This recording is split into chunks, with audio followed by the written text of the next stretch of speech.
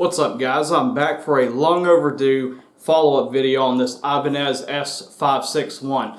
I know I've been saying for a while to my subscribers that I do a follow-up, and here it is. I've had this guitar roughly 5-6 months now. Now, one thing to note though is this is not the original guitar from that first video. Long story short, went to Sam Ash to get all my stuff done to it, you know, things that I didn't have the skill level for, wiring and all that. And they royally fucked it up. They kept it for over 2 months. After 2 months, I said, okay, something's wrong. I called him. He said, oh yeah, it's ready. Come pick it up.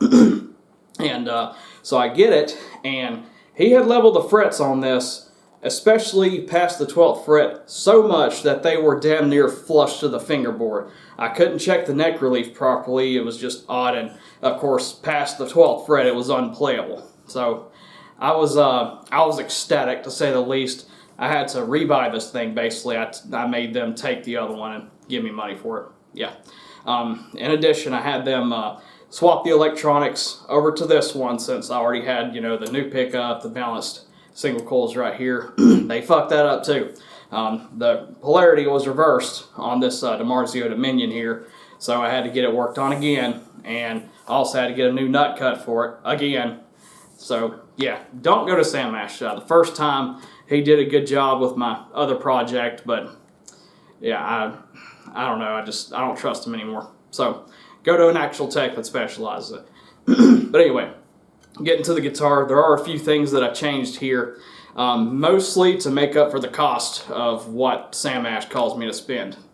But I still like it regardless. First, the Graphtec tuners that I put on it before, I don't have those anymore. Nothing at all wrong with them. They were awesome. I just wanted to make up for the cost, and I also wanted to just try something different. So for this, I decided to go with the D'Addario Planet Waves auto trim tuners. Believe it or not, they're pretty solid. I know a lot of people, they gravitate towards like Godot or something like that, but these are stable, and I love the little auto trim feature. You see there's nothing sticking out there. My only gripe is the screws, the mounting screws these come with, don't use them. Get some screws from the hardware store. I had one actually break in the headstock, and I had to get that fixed too. So yeah, not good. So got a test nut here, of course, not really visual, but got a test nut, good deal. Schaller strap locks, the S-lock kind of a pain to take off, at least on this. There we go. So yeah, it's secure, but it's a bitch to take on and off, I think. Not like the Ernie balls. Anyway, they work. They're good. Good for the S series because the button's not huge, so it's small enough that they can go in here. I kept the bridge stock. The reason being, they did change the hip shot bridge plate, and I did have the hip shot saddles. For some reason, I could not get this thing to quit buzzing.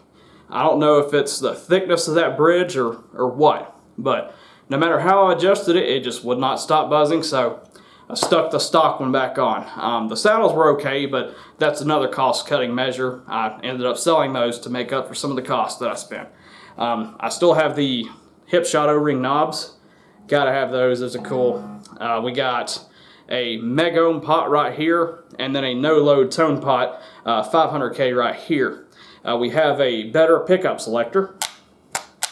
It's not a PCB selector anymore. DiMarzio Dominion in the bridge.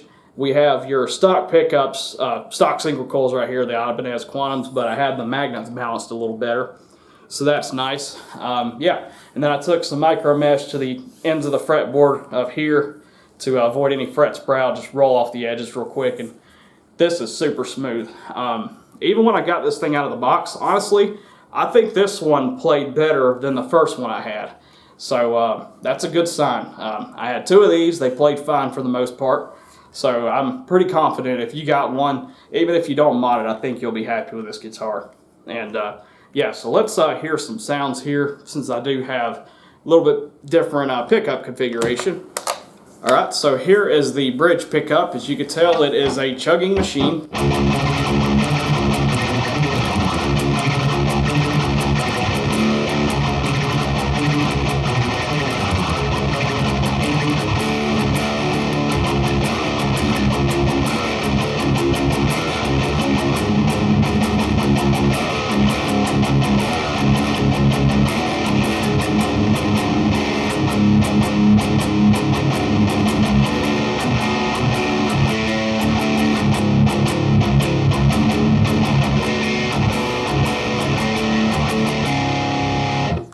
Alright, here is the neck pickup.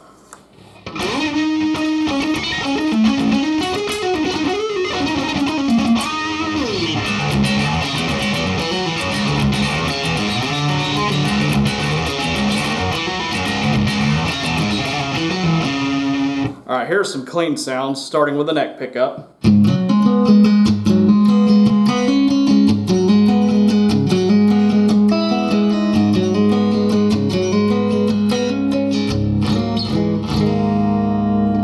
Neck and middle.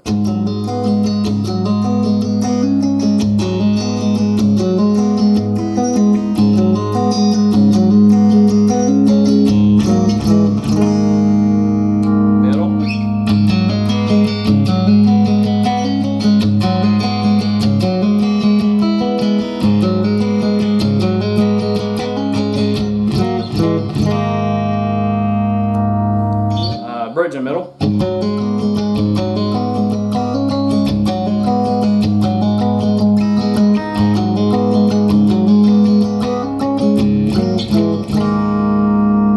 And bridge.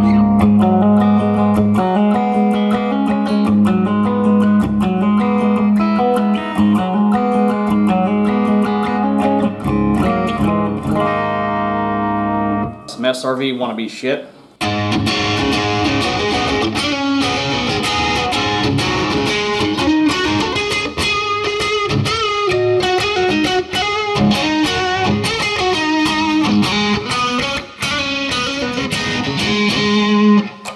Classic rock.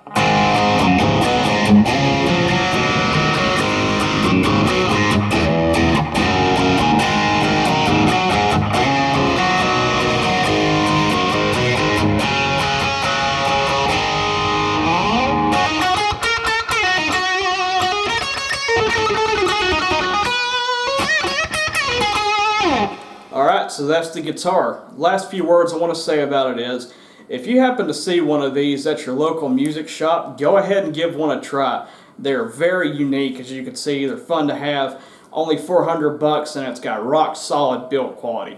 The only knock I would have to give it in terms of build quality is, because it is cold and dry, the wood shrank just a tad bit, just enough to have some fret sprout right here. Not a big deal. Get either a tech to fix that for you, just roll off or file the edges, or if you know how to do it yourself, go for it.